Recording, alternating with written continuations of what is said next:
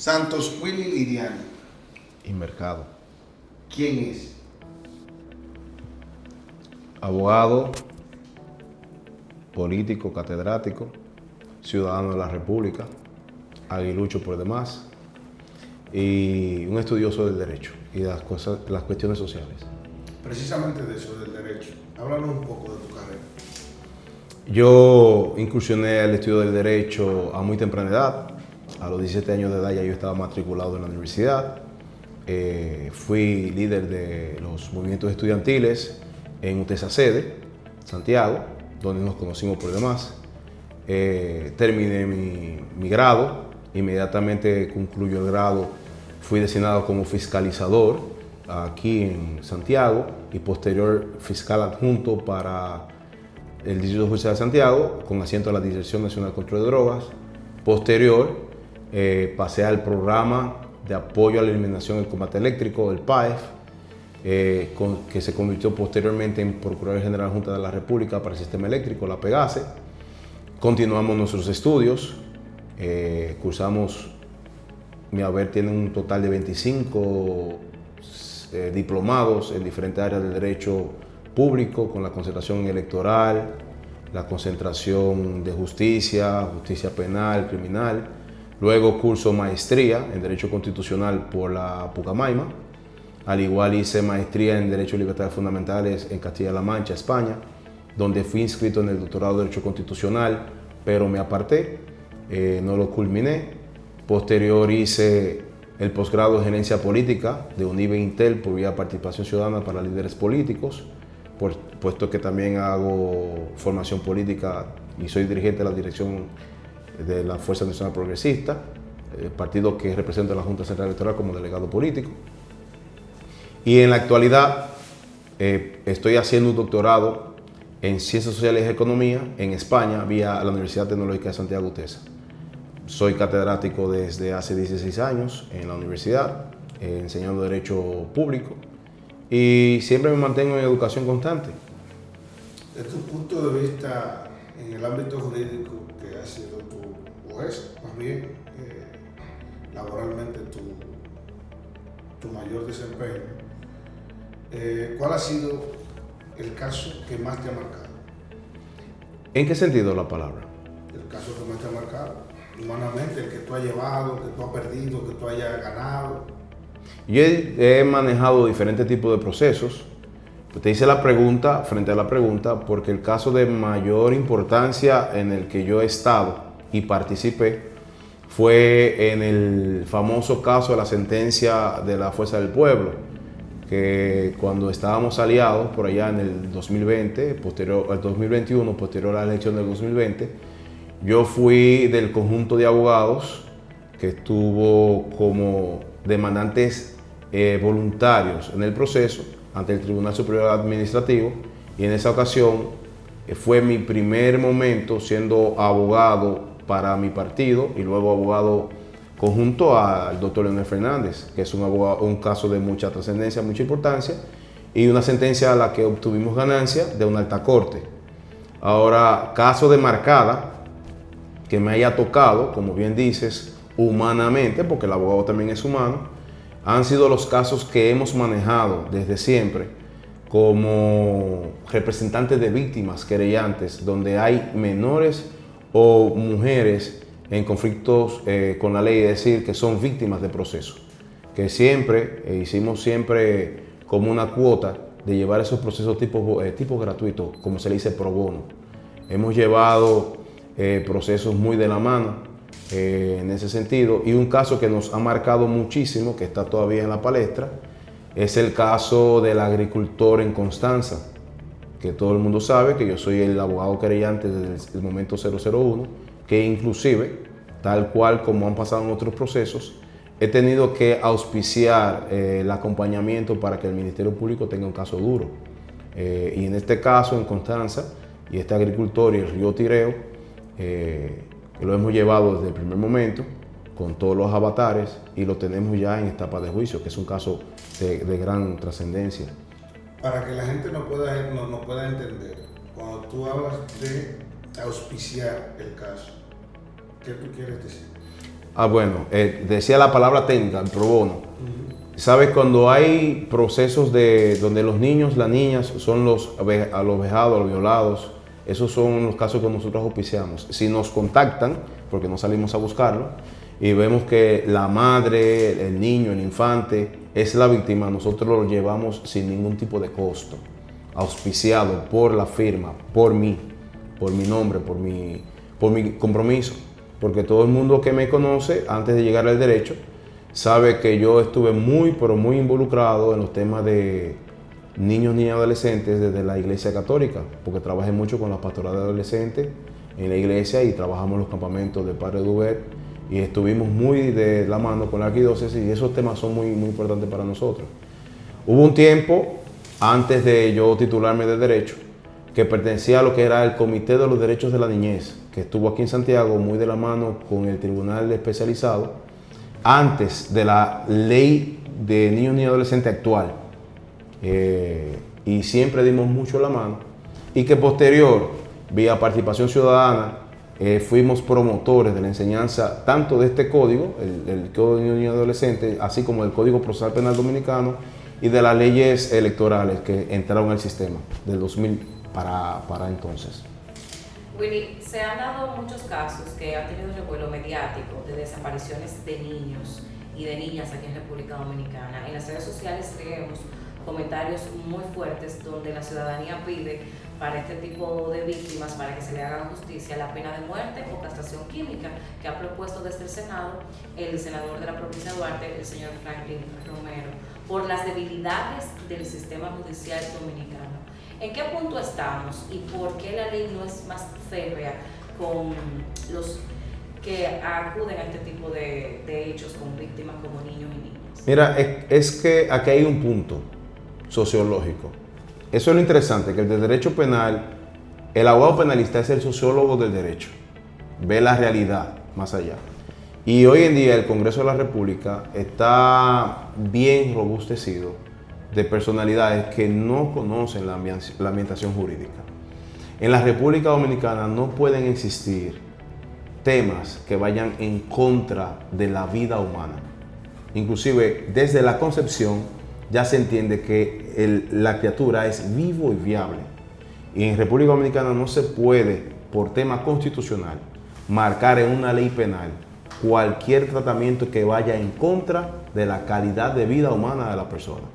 Entonces, desde el proyecto de constitución de Juan Pablo Duarte, allá previo a la independencia de la República, se ha trabajado que no se puede sancionar para la pena de muerte. Escuchar el tema de la castración química, escuchar el tema de la pena de muerte, escuchar temas de vejaciones contra la vida humana, es un tema muy de frontera de la ley y muy de frontera al propio estatus constitucional que establece que hay que cuidar la dignidad humana y la vida de las personas. Entonces, por el otro lado, y respondiendo ya al grado tu pregunta, el tema está en los antivalores de la sociedad. Cuidar más la familia, orientar más la familia. ¿Por qué en vez de hablar de estos temas, por qué en el Congreso no se le ha dado más acompañamiento al tema de introducir o reintroducir el tema de moral y cívica en las escuelas? El tema de enseñar la cuestión 50-50, 50% casa, hogar, 50% escuela. Y no pensar que solamente el niño, la niña, el adolescente puede formarse en la escuela. La escuela instruye, la casa enseña. Por el otro lado, la cuestión de jugar con los antivalores y promover más el pluriempleo, la capacidad económica para tener una asistencia social que ha desvalorizado la posición humana en las personas. Y a poner atención a lo siguiente, ya desde un punto tipo geopolítico, recordar que estamos en una nación en vía de desarrollo. Cuando un país está en vía de desarrollo, todos estos males afloran. ¿Le está fallando la justicia dominicana al niño desaparecido en Jarabacoa y a la niña desaparecida en Puerto Plata, Diana? Mira, esa es una pregunta muy interesante, porque ahí es donde la mayor parte del que consume este tipo de programa se confunde. No es la justicia el problema.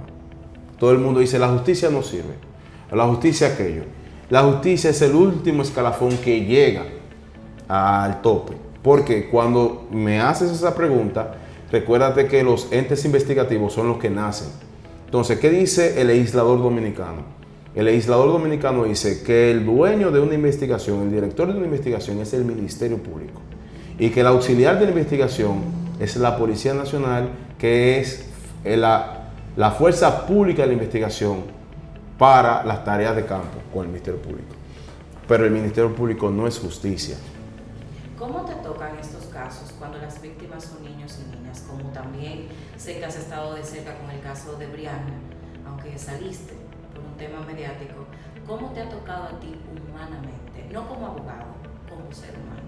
Tocan, porque son casos muy sensibles, no te voy a decir que no, y el abogado es humano.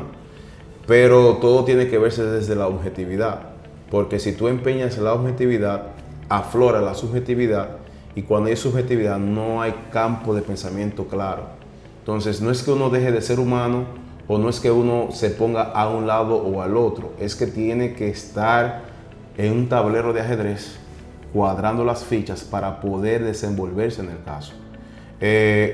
Personalmente a mí no me gustan los casos de sangre, donde ya hay ofensas contra la persona humana, no me gustan.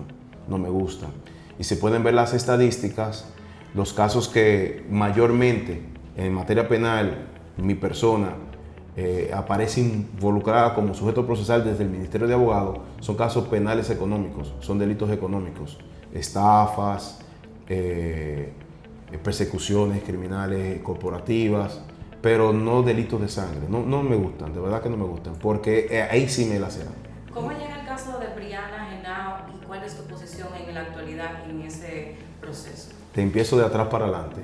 Mi posición es que yo renuncié a todo tipo de evento en este proceso. Comentar, estar, ser o pasar. ¿Y cómo nos llegó? Lo he comunicado a sinceridad. Estábamos en la bisagra del año 2025 al 2026, ¿verdad? El suceso suscitó el 31 de diciembre de 2025. Yo estaba ajeno a eso. El día 4 de enero del año 2026 yo estoy haciendo un asado familiar en mi casa, con familias, sin teléfonos ni nada.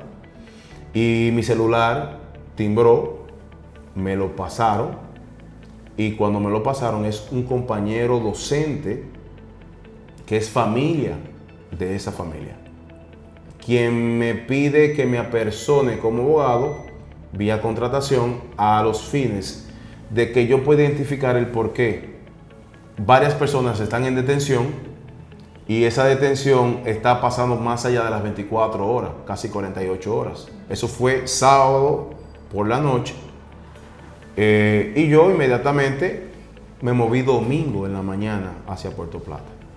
Cuando yo llego domingo en la mañana hacia Puerto Plata, inmediatamente empecé a ver las aristas que estaban suscitándose.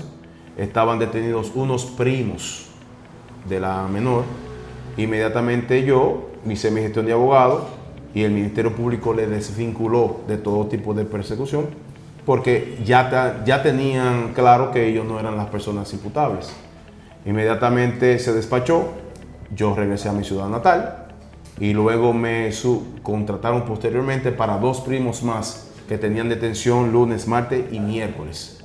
Y miércoles se le hizo videograbación y yo firmé con ellos para posible posición de testigos a cargo en el caso. ¿Hablas de los hermanos Reyes? No. Las personas pueden identificar los nombres. Cuando yo me traslado a Puerto Plata, el domingo, como te digo, fue a asistir a Starling, primo tercero de la menor y sobrino segundo de la abuela de la menor. Entonces, yo me retiro.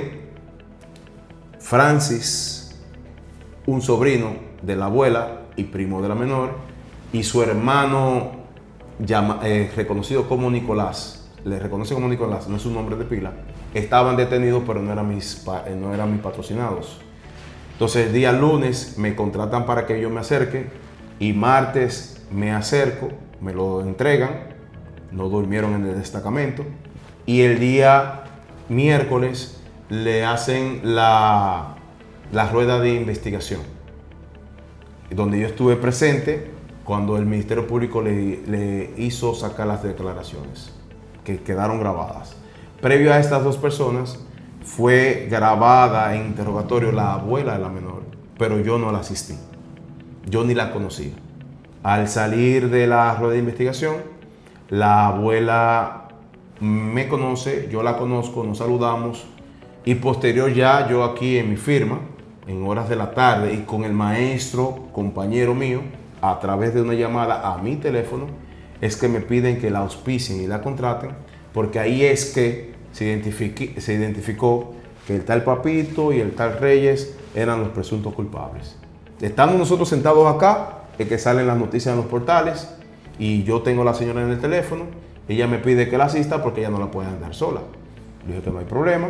Inmediatamente me comuniqué con el fiscal y el fiscal me dijo que las cosas eran así, que se iba a proceder a presentar medidas de coerción.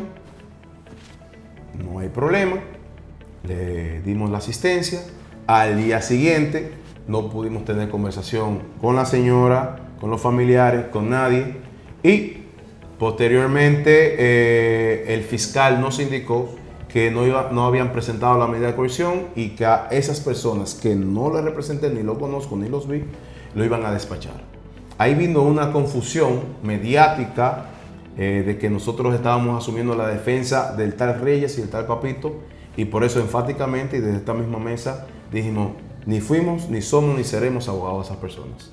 Inmediatamente, por un tema de sensacionalidad y morbo, acompañado de populismo penal, preferimos apartarnos del proceso, independientemente de todo. Ya con el tema de la señora, cuando estábamos representando a la señora, habíamos asumido de representarla pro bono gratuitamente para asistir a la doña vía la menor. Pero cuando nos enteramos que los padres ya estaban ahí al frente y que no eran sujetos investigados, porque vamos a hablar claro, todo el mundo era familia, todo el mundo podía ser víctima o imputable. Cuando ellos aparecieron, nosotros nos apartamos porque no conocemos a las personas. Punto. Vi que en tu desarrollo profesional también has estado en el Ministerio Público. Sí. ¿Qué tal la experiencia? No, excelente. La experiencia del Ministerio Público es una experiencia única. Y aparte de que yo duré 10 años en el Ministerio Público, desde fiscalizador hasta llegar a una Procuraduría General Junta y especializada, a mi salida en el 2012, vía renuncia, salí por la puerta grande, me designaron como juez de paz suplente en el juzgado de Distrito Judicial de Santiago. Fui designado. Las veces que se me convocó no pude subir, porque esto puede ser jocoso, pero las veces que me convocaban ya habría conflictos, porque yo tenía rol de audiencia ese mismo día como abogado y no podía subir. Entonces decidí mejor no llevar la representación de juez de paz suplente. Pero la experiencia de haber sido Ministerio Público es una experiencia de lujo. Inclusive yo soy el abogado que soy hoy en día por haber sido Ministerio Público. Acompañado, gracias a Dios, del esfuerzo académico que yo mantengo siempre activo. Finalmente, en el caso Brianna Genao, ¿qué tú crees finalmente? Y esta pregunta es básicamente a sabiendas de que como has sido parte del proceso, quizá la ética profesional te obligue a manejarte un poco. ¿Qué tú crees que pasará al final? ¿Cuáles son tus expectativas sobre ese caso? ¿Y qué mensaje tiene para la sociedad otro caso como este? No, yo me aparté de ese proceso y dije que no iba a dar más declaraciones porque hay que cuidar la ética y hay que cuidar la moral. Y si cualquier juicio de opinión que yo emita, se pueda decir que yo estoy detrás y no lo estoy. Lo único que yo sí le voy a solicitar a la sociedad es que respeten las opiniones de las autoridades y no se adelanten a ofrecer comentarios, porque todo el mundo necesita un abogado. Claro está, lo estoy hablando desde el fondo del debido proceso, no como abogado de justiciables. Y se han satanizado a todo el que ha bailado en ese proceso, incluyendo mi persona, sin necesidad ni menester. El populismo hace mucho daño a las investigaciones penales y el populismo nace desde adentro. el populismo penal nace desde adentro, porque ningún medio de comunicación va a emitir una noticia si el agente de la investigación no la emite.